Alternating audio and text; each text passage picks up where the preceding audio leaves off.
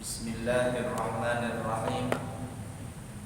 Assalamualaikum warahmatullahi wabarakatuh. Alhamdulillahi rabbil alamin.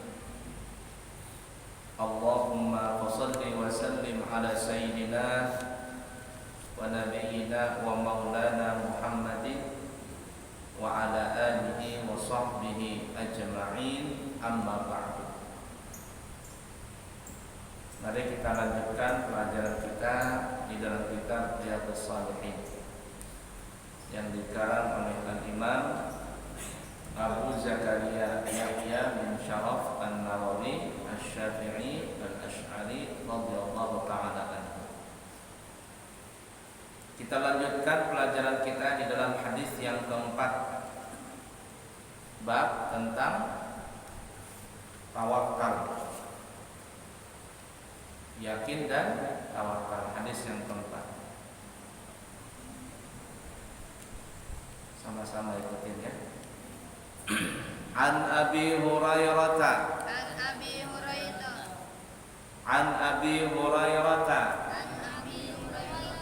radhiyallahu ta'ala anhu anin Nabi sallallahu alaihi wasallam qala yadkhulul jannata aqwamun afidatuhum mithlu afidatit tayri rawahu Muslim.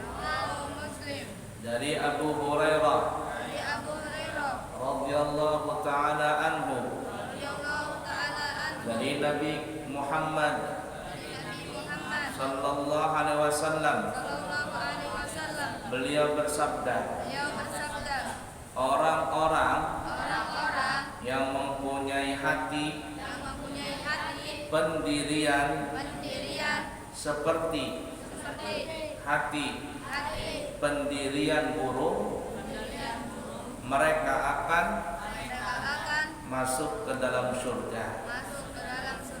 Hadis riwayat Imam Muslim. Apa maksudnya ya? Nah, ini maksud hadisnya adalah burung itu di pagi hari akan keluar dari sangkarnya dalam keadaan paruhnya ini apa ya kita tembolok apa kalau ayam kan bertembolok kosong, perutnya kosong. Kemudian dia mencari makanan dia, mencari rezekinya dia. Wa ma min dabbatin fil ardi illa 'ala Allahi rizquha. Apa saja makhluk yang ada melata di muka bumi ini, semuanya itu rezekinya ditanggung Allah. Jadi burung itu dia keluar dari sangkarnya di pagi hari dalam keadaan temboloknya kosong, perutnya kosong, jadi nggak ada makanan. Seharian dia cari rezekinya dia. Sore hari dia akan pulang ke sarangnya dalam keadaan perut kenyang. Tidak memikirkan untuk besok apa begitu. Pernahkah kita mendengar burung itu menabung begitu, menyimpan makanan? Kayaknya ada suara burung menyimpan makanan. Lain mungkin semut, kalau semut menyimpan makanannya. Tapi kalau burung, nah, apa yang sudah didapat boleh kayak dia. Besok kalau masih ada umur mencari lagi. Nah, maksudnya adalah kata Nabi, orang-orang yang mempunyai pendirian seperti pendirian burung, artinya tawakalnya itu luar biasa kepada Allah Ta'ala, maka orang-orang yang seperti itu Allah akan masukkan ke dalam surga. Dia tidak memikirkan dan ibarat kata nang apa untuk esok dan sebagainya. Pokoknya yang ada alhamdulillah, disyukuri apa yang ada. Ada tambahan, alhamdulillah. Enggak ada tambahan, alhamdulillah. Alhamdulillah terus pokoknya. Itu tawakalnya tinggi sekali.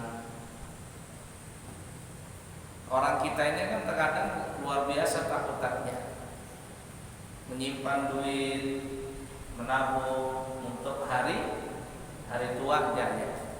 Ternyata kita sebelum tua sudah meninggal dahulu. Habis harta warisan dibagikan ke anak cucu. Banyak begitu, banyak. Banyak orang begawi siang malam. Jar orang bahar itu banting tulang, peras keringat, siang jadi malam, malam jadi siang, begawi aja gawiannya. Salat kada tambah sembahyang, sembahyang kada tambah sembahyang, puasa kada berpuasa. Tuh kumpul duit ibarat kata pas hari tua gegaringan, habis duit untuk berobat aja. Kenapa? Gak ada berkahnya. Yang dicari itu bukan hanya banyaknya tetapi berkahnya.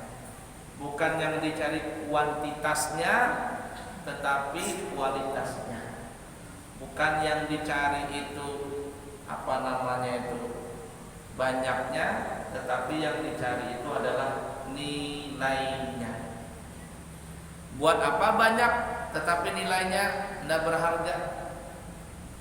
Duit kita 1 juta, lembarannya 100.000 10 biji. 100.000 10 biji nilainya berapa? Sejuta. Ada orang beli duit $100 aja, selembarannya $100. 100 ada banyak-banyak sebiji aja. Ternyata $100 yang selembar itu nilainya lebih banyak daripada yang 10 lembar 100.000 tadi.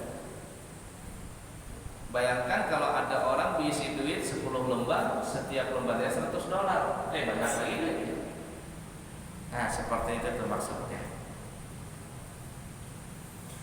Bukan berarti kita tidak boleh jadi orang kaya, bukan berarti kita tidak boleh menabung. Boleh menabung, boleh nukar ini, boleh nukar itu, boleh bersimpan ini, boleh bersimpan itu wajar sebagai manusia.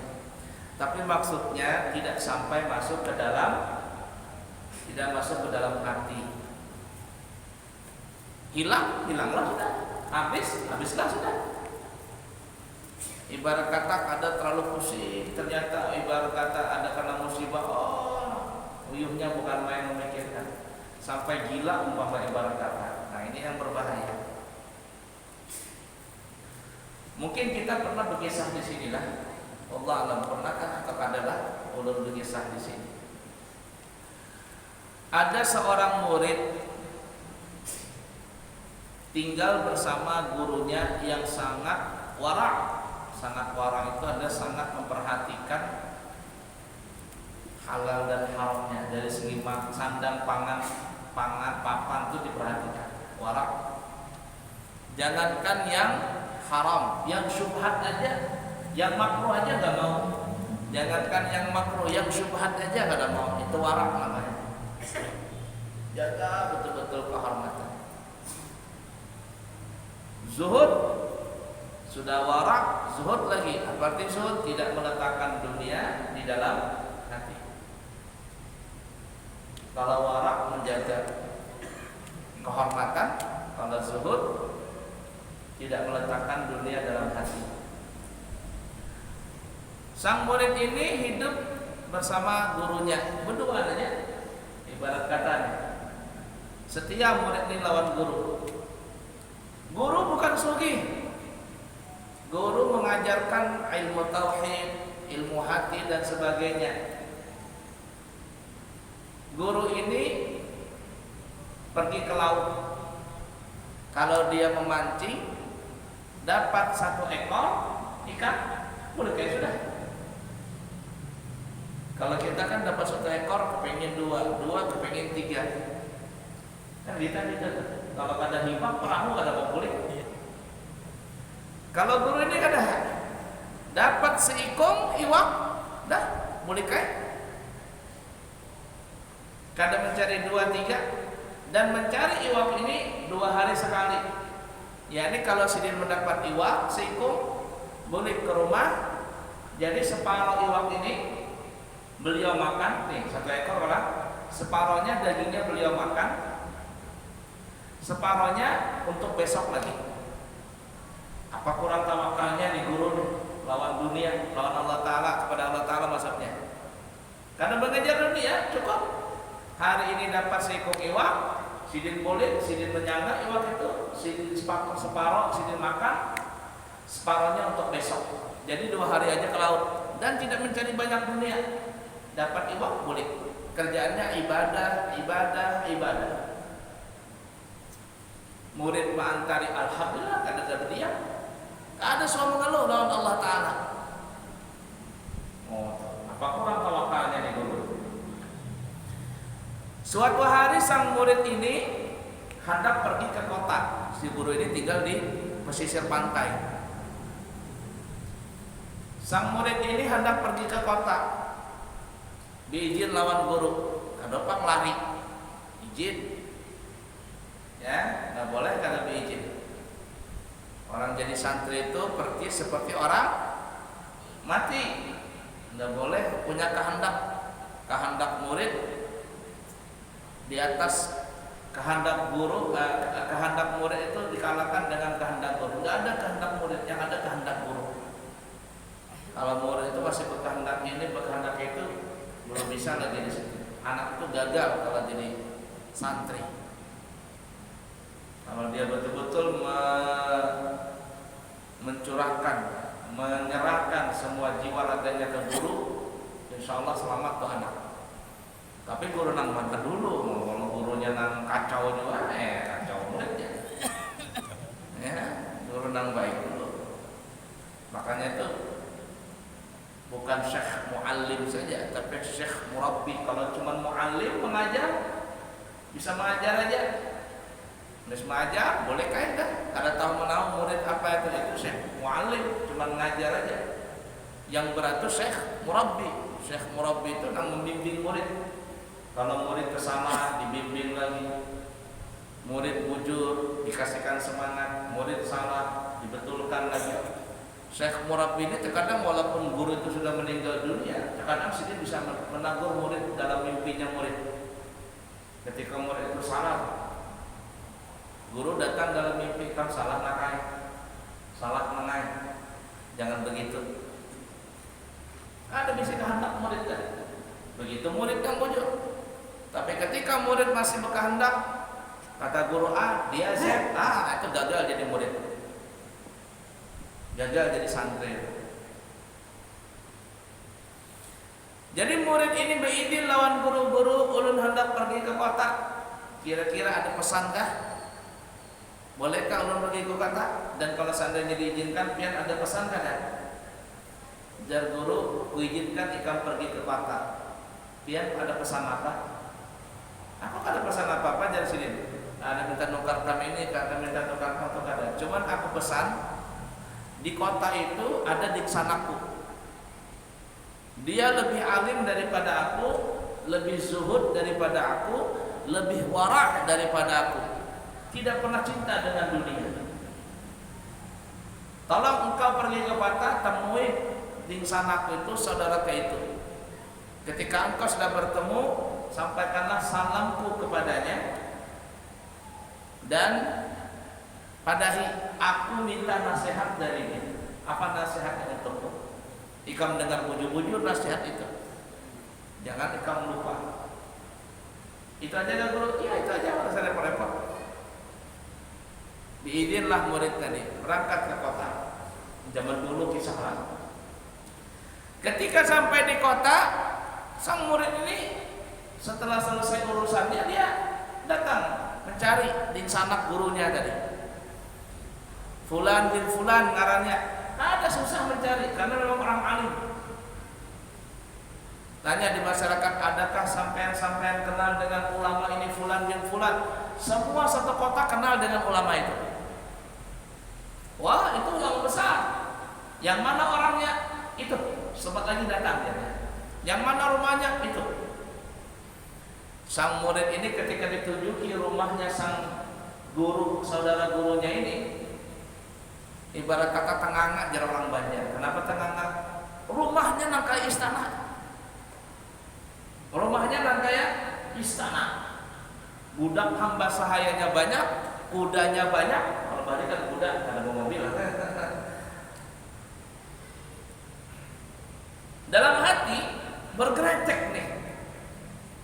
Jar guruku di sanaknya di kota ini paling lebih alim dari dia, lebih zuhud daripada dia, lebih warak daripada dia. Ini guruku di kampung, di pantai. Tapi ternyata ini sugih mana? Bagaimana dikatakan ini orang lebih zuhud dari guruku? Kadalawas datang di sanak gurunya ini. Ajudan-ajudannya, budak-budaknya itu apa namanya itu apa bahasa mengawal. Mengawal. Sidin pakai kuda, ya bahasa kitanya kuda kencana itu ya. Ketika dibukain orang kereta tadi. Turun, dihamparkan karpet merah bahasa kitanya. Sugih. Nah, ini mana sugih? Murid ini tambah heran, ini sombong nih. Bagaimana bisa seperti ini? Bagaimana ulama seperti ini? Bingung murid tadi. Tapi karena pesan lawan gurunya, pesan gurunya di kampung, sudah turutin. Masuk saudara gurunya ke dalam rumahnya nang istana, duduk di singgah sana. Murid ini minta izin lawan ajudan supaya bertamu lawan guru, lawan saudara gurunya. Diizinkan bertamu lawan di sana gurunya. Mengucapkan salam dan sebagainya, lalu guru nang sugi ini bertakun, siapa ngaranika? Katanya aku fulan bin fulan. Kenapa engkau datang ke sini? Ada hajat kah? Katanya, maaf wahai guru, aku adalah muridnya saudaramu yang ada di pantai sana. Ngaran guru itu fulan bin fulan. Oh iya, itu saudaraku katanya. Itu saudaraku. Apa kabar dia di sana? Baik katanya. Alhamdulillah baik, sangat baik sekali.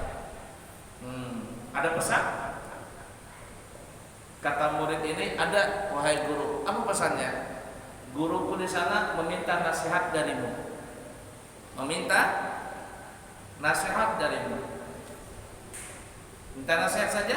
Iya, tidak ada yang lain? Nah. Kemudian sang guru kaya ini pun terdiam sebentar.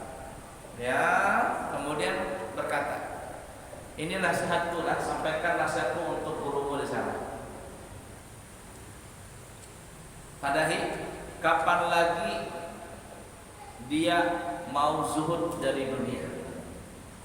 Kapan lagi dia mau tinggalkan dunia? Kapan lagi dia mau tawakal dengan Allah? Sang murid mendengar nasihat itu malah bingung. Padahal kan kalau segi dunia, guru nang di kota ini sugi mana? Guru di kampung tadi itu luar biasa zuhudnya. Tapi guru nang sugi di kota ini memberikan nasihat, kapan lagi di sanaku di sana belajar zuhud? Kapan lagi dia meninggalkan dunia? Kapan? Malah bingung nih murid, bingung. Tapi ya nasihat begitu ya sudahlah. Gurunya bilang mintanya seperti itu. Selesai, pamit, balik ke pantai. Ketika sang murid ini datang, gurunya ini sudah tidak sabar ingin mendengar nasihat dari saudaranya yang ada di kota. Ketika masuk ke rumah gurunya, sang guru ini bertanya kepada muridnya, wahai muridku, apa nasihat saudaraku yang ada di kota sana? Untuk apa nasihatnya? Dengan berat hati sang murid ini berkata, maaf guru, saya cuma menyampaikan pesannya, kalau seandainya sampai tersinggung, minta maaf. Kata gurunya, aku tidak tersinggung. Apapun nasihatnya, tidak tersinggung. Itu kalau orang sudah makam makam hatinya ulfah, hatinya sudah lembut, dia ketika dinasihati orang tuh nggak pernah tersinggung, nggak pernah marah, karena dia tahu itu nasihat. Tapi kalau orang yang keras hati tersinggung. Orang yang keras hati itu salah satu tandanya adalah ketika mendengar nasihat tersinggung. Tapi kalau seandainya orang yang sudah lembut hatinya, ketika dinasihati dia akan lemah hatinya, bahwa itu semuanya nasihat. Walaupun yang menasihati ini adalah ibarat kata bukan orang yang alim, orang biasa, bahkan orang penjahat pun kalau menasihati dia terima. Kenapa? Karena orang itu sudah punya hati bersih, hatinya sudah jinak dengan Allah Ta'ala. Tapi kalau hatinya keras, jangankan orang yang tidak baik, ulama menasihati kada mau, gurunya menasihati kada mau. Kenapa? Menunjukkan bahwa hatinya itu keras sekali. Orang yang seperti itu tidak bisa dapat hidayah. Maaflah guru, sang murid ini berkata, sampaikan nasihatnya. Maka sang murid ini berkata, pesan saudara pian wahai guru yang ada di kota, pesannya adalah kapan pian meninggalkan dunia, kapan pian zuhud, kapan pian wara, kapan saatnya sudah berhijrah meninggalkan dunia ini. Mendengar nasihat tadi, gurunya ini yang di pantai tadi menangis. Kenapa menangis? Karena mendengar nasihat tadi. Murid kaget, guruku menangis, jangan-jangan tersinggung. Guru minta maaf lah kalau pian tersinggung. Kadang-kadang kata dia gurunya, aku kadang tersinggung, aku malah bersyukur kepada Allah Ta'ala. Dan apa yang dinasihatkan oleh saudaraku di sana untuk diriku, itulah yang benar. Aku ini masih cinta dengan dunia, aku ini masih kurang tawakal dengan Allah Ta'ala. Murid tambah bingung. Murid bertambah bingung, kenapa bisa gini? Coba guru ulun kada paham maksudnya ini apa ini. Begini wahai muridku, saudaraku itu yang kau lihat memang dia lebih kaya daripada aku. Dia punya kekayaan, punya kendaraan, punya rumah besar, budak hamba sayanya banyak di mana-mana. Tetapi kekayaan yang dia punya, sandang, pangan, papan itu sedikit pun tidak ada tergeletek, tersimpan dalam hatinya. Kalau seandainya sekejap semua yang dia punya itu hilang, hatinya tidak berubah dengan Allah Ta'ala. Hatinya tidak berubah dengan Allah Ta'ala. Yang zuhud tadi, zuhud itu bukan diukur dengan baju nang copang camping, duduk di belakang-belakang, ya, batis pecah-pecah, pakai sendal jepit karena mau berganti. Apakah itu orang zuhud? Oh, belum tentu zuhud. Zuhud bukan dari segi action, tapi di hati. Bukan dari karakter, bukan dari tingkah laku, tapi dalam hati zuhud tadi. Sugih, tapi sedikit pun kesugihan tidak tersimpan dalam hati. Sedangkan aku, kata gurunya, sedangkan aku wahai murid, kamu lihat, aku memancing 2 hari sekali. Ketika aku mendapat 1 ekor ikan, aku berhenti, tidak lagi mencari ikan itu.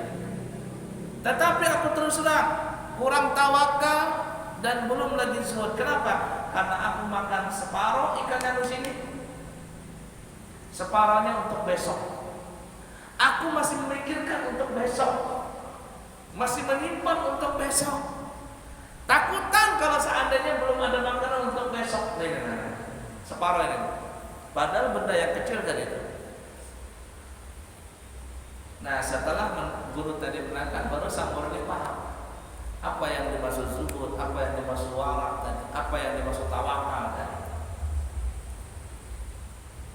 Subhanallah. Nah, beruntung orang sudah sugih, hatinya bersih, zuhud, wara, tawakalnya tinggi. Yang repot itu sudah miskin, penyakitan, karena penyabaran, penyinggungan, aduh kacau sudah itu, penyakitnya kumpul semua di situ. Mudah-mudahan Allah bersihkan hati kita semuanya. Amin ya rabbal alamin. Nah, itu yang tadi kata Nabi. Orang yang punya karakter pendirian seperti seekor burung, maka dia menjadi ahli surga. Mereka akan dimasukkan ke dalam surga. Nah, burung itu pergi pagi hari dalam keadaan kosong, dia punya tenggolok, kosong punya perut. Kemudian dia pulang dalam keadaan perut kenyang. Tidak pernah memikirkan untuk hari esok untuk disimpan. Nggak pernah burung menyimpan makanan, nggak pernah. Apa yang dia dapat syukur, apa yang dia tidak dapat syukur juga. Subhanallah. Ala kulli hal ya. Lanjut kita hadis yang kelima. Panjang hadis kelima nih ya. Hadis yang kelima. An Jabir radhiyallahu taala anhu annahu ghaza ma'an nabiyyi sallallahu alaihi wasallam qibala najdin falamma khafala Rasulullah sallallahu alaihi wasallam qafala ma'ahum fa'adrakathumul qailatu fi wadin kathiril idahi fadazala Rasulullah sallallahu alaihi wasallam wa tafarraqan nasu yastadilluna bisyajari wa nazala Rasulullah sallallahu alaihi wasallam tahta samuratin fa'allaqa sayfahu wa nimna naumatan fa'ida Rasulullah sallallahu alaihi wasallam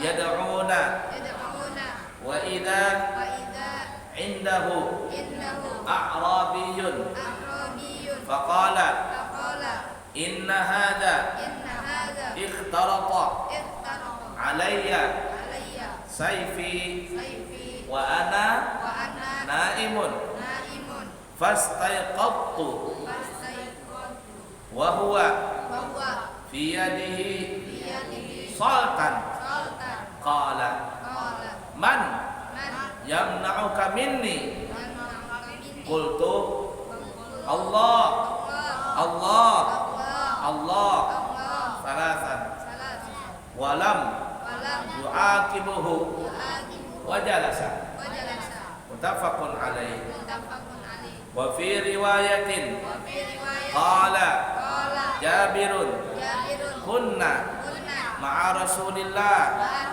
sallallahu alaihi wasallam bidatir rifa'i fa idza ataina ala syajaratin dhalilatin taraknaha li Rasulillah sallallahu alaihi wasallam fajaa rajulun minal musyrikina wa sayfu Rasulillahi sallallahu alaihi wasallam mu'allaqun bisyajarati fakhtaratahu wa qala takhafuni qala la faqala man yamna'uka minni qala Allah wa fi riwayatin wa fi riwayati Abi Bakr Ismailihi fi sahihihi faqala man yamna'uka minni qala Allah fasaqata as-sayfu min yadihi fa akhadha Rasulullah sallallahu alaihi wasallam as-sayfa faqala man yamna'uka minni faqala kun khaira akhidin faqala tashhadu an la ilaha illallah wa anni rasulullah qala la walakinni u'ahiduka alla uqatilaka wala akuna ma'a qaumin yuqatilunaka fakhalla sabilahu fa'ata ashabahu faqala jitukum min indi khairin nasi. Coba kita lihat ya, ilmu ini jar orang guru-guru Banjar namanya ilmu banyu. Nabi mengamalkan ilmu banyak. Jar orang Banjar begitu. Kita baca ini ya. Dari Sayyidina Jabir radhiyallahu taala anhu bahwasanya ia berperang bersama-sama dengan Nabi Muhammad sallallahu alaihi wasallam menuju ke arah Najd. Ketika Rasulullah sallallahu alaihi wasallam kembali, maka kami pun ikut kembali. Kemudian tiba-tiba kami terkantuk. Jadi ngantuk ya. Pada sebuah lembah yang banyak pohon berduri. Kemudian Rasulullah SAW turun dan mencar sahabatnya untuk berteduh di bawah pohon, dan beliau sendiri juga berteduh di bawah pohon serta menggantungkan pedangnya. Kami semua tertidur. Kemudian tiba-tiba Rasulullah sallallahu alaihi wasallam memanggil kami. Sedang di dekat beliau ada seorang Arab Badui. Kemudian beliau bersabda, sesungguhnya orang ini telah menghunuskan pedangku sewaktu aku tidur. Kemudian aku bangun, sedangkan pedang itu terhunus di tangannya orang ini.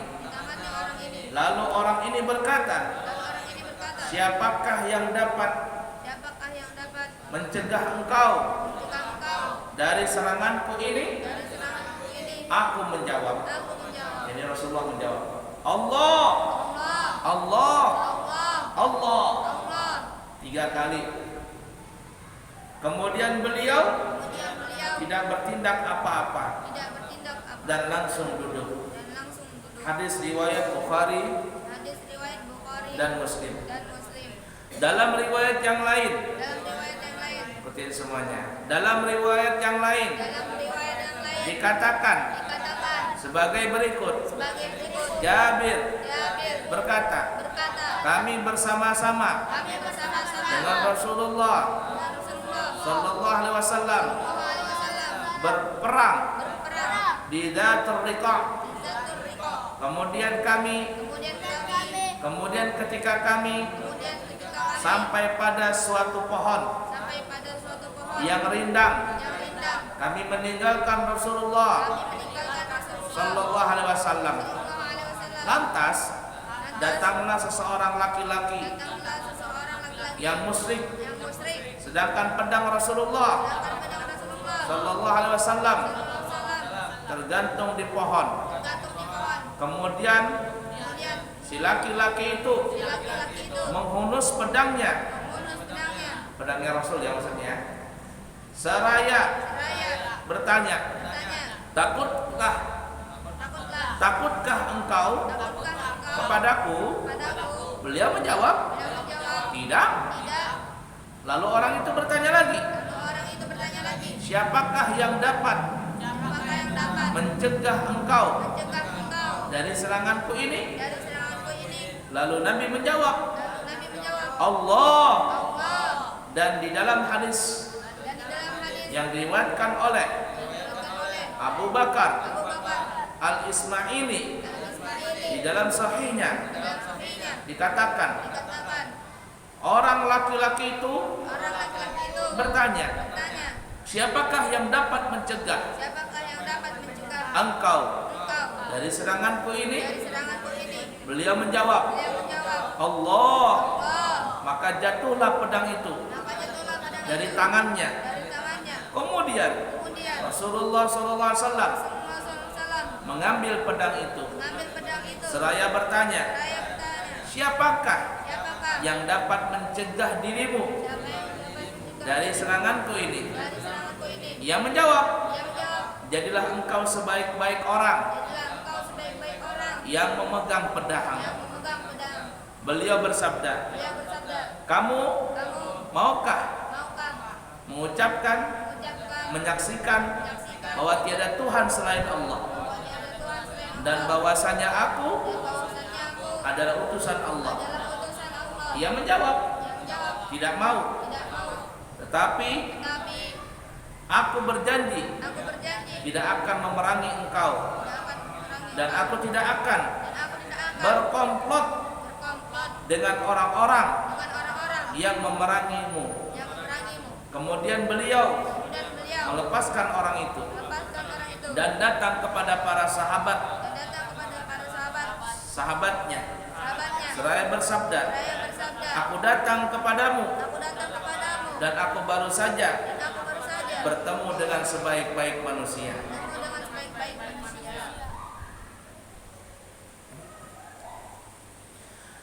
Jadi dalam suatu peperangan Sayyidina Jabir pulang dari perang. Kemudian dalam peperangan tadi sampai di satu lembah. Para sahabat kecapean habis perang. Lalu kata Nabi, bahasa kita istirahat semua, istirahat.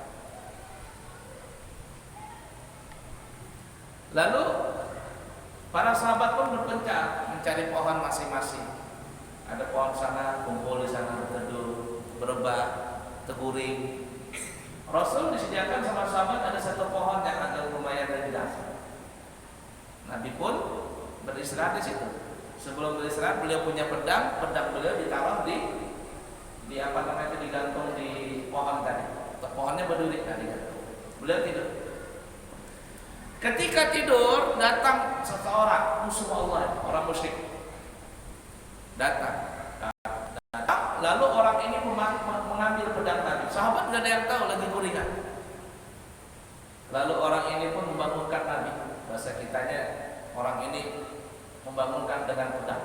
Pedangnya Nabi diambil dari bangun. Dia tahu ini Nabi. Lalu orang ini berkata, ini pedang di tanganku. Kira-kira kalau aku bunuh engkau, siapa yang bisa menolongmu? Nabi diancam begitu. Kata Nabi, Allah. Ketika orang ini mendengar ucapan Allah, menggetar orang ini. Menggigil. Sebut Allah tadi. Allah lebih isi. Allah. Nah kita jangankan baca Allah, ayat kursi terbaca. Ada mau juga jinnya buka. Orang kesurupan baca kursi. Ada mau buka jin. Nabi cukup bilang Allah. Langsung orang ini tergetar dia, pedangnya yang di tangan kalian jatuh. Lalu Nabi ambil pedang tadi, pedangnya Nabi juga. Jatuh Nabi, nah sekarang pedang ini tanganku, bahasa kitanya. Siapa yang mencegah dirimu dari ini kalau aku membunuhmu? Lalu orang ini berkata, tidak ada, kecuali engkau adalah orang yang baik. Engkau orang yang baik. Engkau orang yang paling baik dalam memegang pedang. Artinya, tolonglah maafkan aku, bahasa kita. Maafkan aku sudah. Jangan dibunuh aku. Dan Nabi, baiklah, aku tidak membunuhmu. Bahasa kitanya seperti itu. Tapi mau nggak engkau mengucapkan 2 kalimat syahadat? Nabi ngajak dia masuk Islam. Katanya nggak mau. Apakah Nabi maksa? Nabi tidak memaksa, karena tidak ada paksaan dalam memeluk agama. Nabi cuma mengajak. Kamu tidak mau masuk Islam? Tidak mau, katanya dia. Cuman kata dia ini, orang ini, aku berjanji katanya, aku tidak akan lagi memerangi dirimu dan aku tidak berteman dengan orang-orang yang memusuhi dirimu. Jadi kalau ada orang yang ingin memerangi dirimu, aku tidak akan kelompok dengan dia. Lalu kata Nabi, dibiarkan sama dia. Kalau begitu kau pergi. Ketika orang ini pergi kembali kepada kaumnya, kepada bangsanya dia, kepada kabilahnya dia, sukunya dia.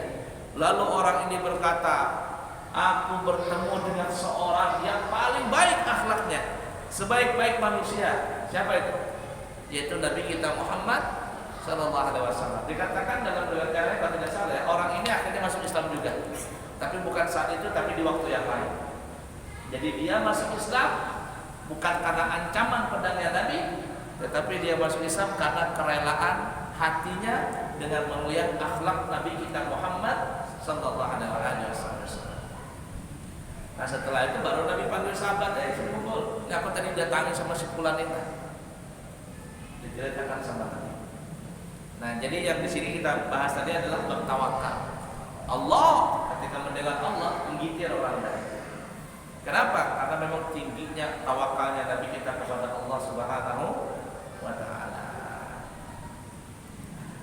Cukup dulu ya, kita sambung lagi di kesempatan yang lain. Semoga bermanfaatnya. Subhanallahumma wa bihamdika, asyhadu an la ilaha illa anta, astaghfiruka wa atubu ilaika wa akhiru kalam. Assalamualaikum warahmatullahi wabarakatuh.